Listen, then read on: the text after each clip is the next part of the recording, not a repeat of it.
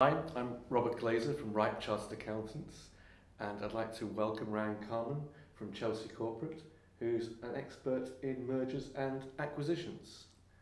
Hi. Hi, Rob. Thank you very much for inviting me. Pleasure. First of all, perhaps you can explain who is able to buy a business.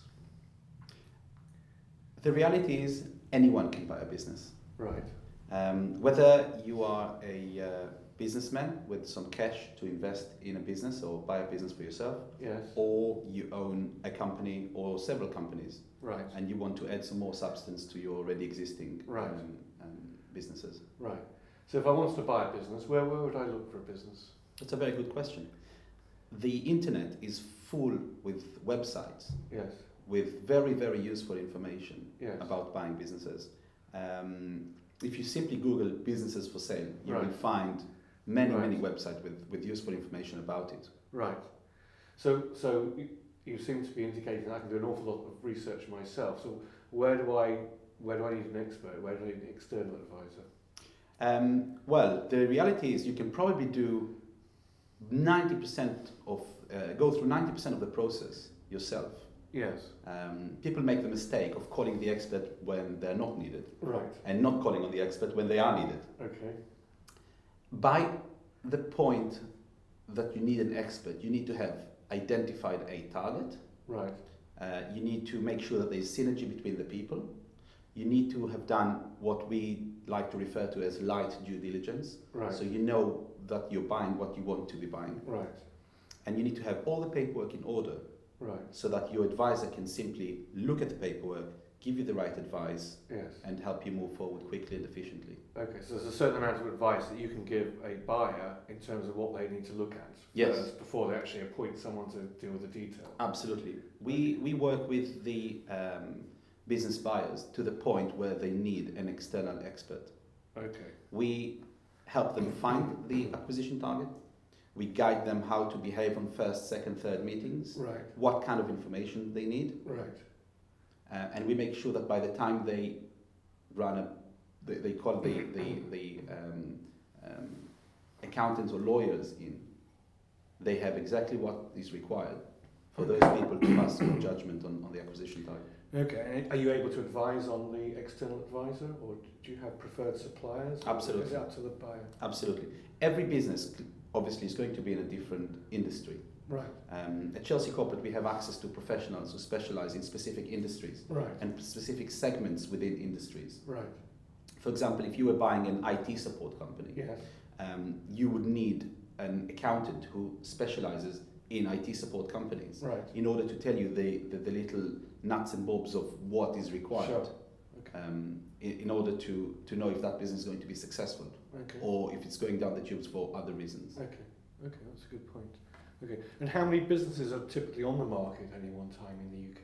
At any one time in the UK, we're looking at least 80 to 90,000 businesses Wow. throughout all the industries. Yeah. And all different sizes. Yeah, of course. Yeah. From small fish and chip shop all the way up to AIMS listed Right. companies. Right. Okay. And how would a buyer find information about a target company? Where would be good places to look? That's a very good question. When a seller is represented by a broker, Yes. there is a lot of information presented in a way that will attract the buyers. Right. Not necessarily the way the information is expected to be presented Yes. by the buyer. Right. So the buyer would need to take that information that's presented to them, strip it out from all the marketing wording and numbers, Yes. and get to the absolute nitty-gritty of what the business is about. What's the sales like, Yeah. what the infrastructure costs are, and what the staff costs. Okay. Okay. And what do you find are the main reasons people want to buy a business? Well, there are several reasons. There's what we call the right reasons, and there's the wrong reasons. Okay. We'll start with the wrong reasons. Some people's businesses are dependent on buying more and more businesses. Effectively, they buy a business, they eat it up, Yes. they go and buy another business. In order to achieve what? Clients come in and clients go out. Yeah. If they've got very short sales cycle, Right. if they're not doing a very good job for their clients, but they charge a lot of money, Yeah. they absolutely constantly need to buy more and Right. more companies, Right. because the organic growth is just not going to give them Right. the right amount of clients. Right. When we look at the right reasons to buy a company, Yes. is if someone has a business that has got a recurring revenue, Yes. and they're doing well for their clients, Yes. and they want to grow, and making an acquisition at that position, that's the right reason to buy a business. And another reason is if you own a business that is providing a service to the clients, buying another business that can provide additional services to those same clients Right. would make a hell of a lot of sense. Sure. Okay. Okay. And how would I typically find funding for buying businesses in this market in particular? This market has been quite challenging. You're right, Rob. This market has been quite challenging when it comes to raising funding. Yeah. The easiest way of raising finance is to do it through angel investors. Right. You talk to the individual who signs the checkbook. Yeah. There's no box ticking exercise, Yeah. and typically they can do it quickly and efficiently. And there's a big element of whether or not they like you as a business owner. Right. Whereby when you go to the banks, they've got a box ticking exercise, and typically banks would lend you what you've already got, so they would need a collateral against their investment. So would an angel investor want equity, or would it be in terms of loan finance? There are two ways of doing it. One would be for them to take equity in the business, Right. and the other would be them lending you against an asset with an Right. entrance route and an exit route. Right. The difference between those two routes would be determined by how well you get on with the Right. investor. Like, as you said, an angel investor is really investing in you, the buyer, rather than the prospect. Absolutely. Yeah. Okay. Absolutely. Okay. And if you can't find an angel investor? Then probably a conversation with your bank.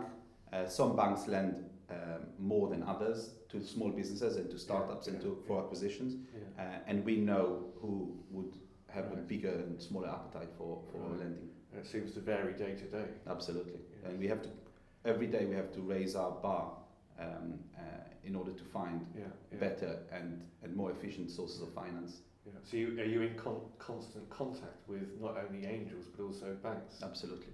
We are not regulated by the Financial Services Authority. Right. We cannot deal with, we're not authorized to deal with investments. Right. So if we feel that there is an investment needed, Yes. we then introduce the buyer Yes. to a body which is regulated Right. that will do the work. Right. So it sounds like you play a key role in the whole process. Absolutely. Yeah. We know the experts to call upon, and we know when they're required, and we know when they're not required. Yeah. Yeah. Okay. Tell me, Ran, how did you start your business? How did you get into mergers and acquisitions? Personally, I love doing deals. I used to be in property for many years, Yes. and then I realized that the property doesn't change. There's 4 walls, there's 4 or 5 windows, there's the kitchen, there's the bedrooms, Sure. there's the living room, that's the location, that's Yeah. it. And I've always been fascinated by business. I'm passionate about business. So I thought it would make a lot of sense to help people looking to buy businesses find the right acquisition target for them. Right. That means that we, on a day-to-day, interact with business people who want to make a corporate move. Right. And how long have you been doing it for? I've been in merger and acquisitions for just over 6 years now. Right. So you must have seen a great variety of deals. Absolutely. So, from the good, the bad, and the ugly. Yes, absolutely. Okay. So, what tips would you give to someone that was looking to buy a business? The best tip I could give someone looking to buy a business Yeah. is find someone you get on well with and do a deal with them.